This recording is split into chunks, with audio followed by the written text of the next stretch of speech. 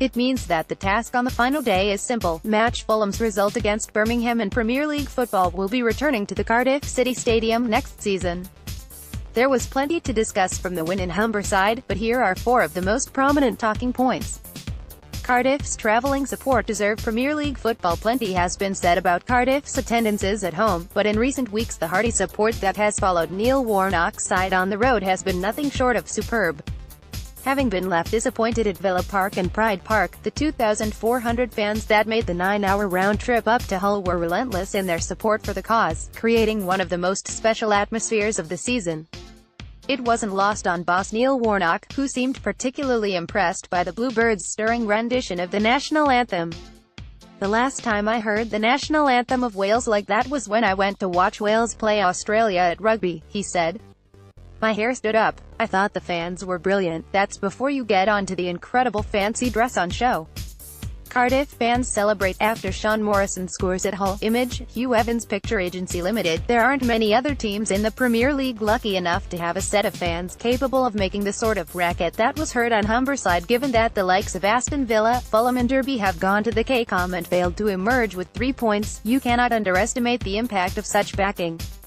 There's a special rapport between the fans, the team and, even more so, with Warnock, who still loves to make a point of saluting the supporters after every success with his trademark wind-up fist pump. Cardiff are within touching distance of a promotion that in terms of magic gives Malky Mackay's vintage of 2013 a good run for its money, and the fans have undeniably played their part. So come on Neil and the team, please give these people the fairy tale ending they deserve. Cardiff City Stadium has been rocking in recent weeks. It will be again on Sunday. Cardiff City's Sean Morrison celebrates with Kenneth Zohore. Captain Marvel once again epitomizes this team. Whatever happens from here on in, we've learned a valuable lesson about this Cardiff team: never write them off. Whenever they stutter, they seem to pick themselves back off the canvas. Whether it's recovering from 4 games without a win to record a stunning 14-match unbeaten run, or picking themselves up from gut-wrenching defeats to Aston Villa and Wolves to smash their way through Norwich's, Cardiff have time and time again proved their doubters wrong. Warnock himself said in the run-up to this win that he loved to prove people wrong.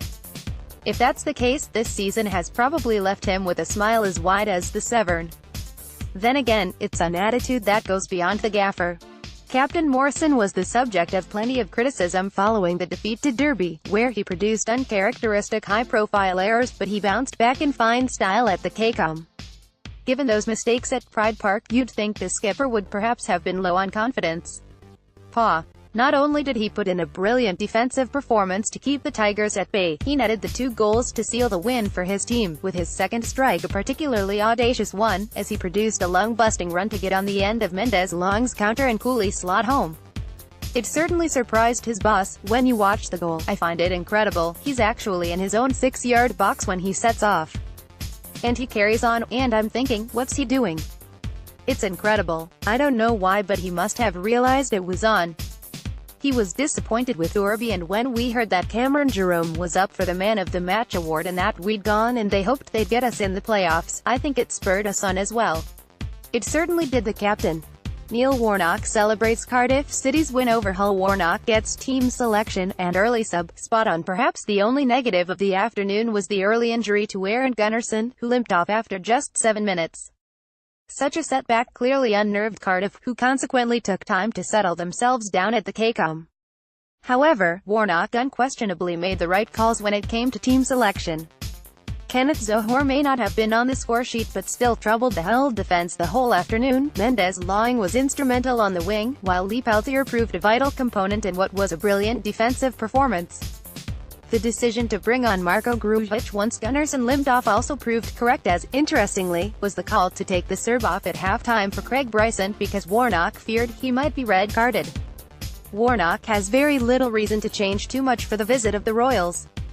The only choice he could realistically have ahead of him is whether to opt for Grujic or Bryson in plugging the gap left by Gunnarsson. Otherwise, nobody involved in the win in East Yorkshire can really feel that their performance has left their place in the team at risk. Fulham take on Birmingham City on the final day. Reading and Birmingham have no reason to roll over, while Cardiff take on Reading, promotion rivals. Fulham travel to Birmingham. The Blues are tied on the Royals on 43 points, 2 clear of the relegation zone. It means that the two sides will go in search of a win in order to be absolutely sure of securing their place in the championship next season.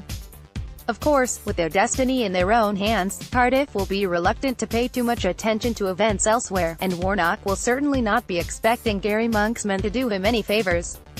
Similarly, he'll be too aware that a Reading side scrapping for their own championship status are unlikely to roll over and just let the Bluebirds have it completely their own way. This isn't over yet, but Cardiff City have their destiny in their own hands on the final day. We can't ask for any more than that, can we?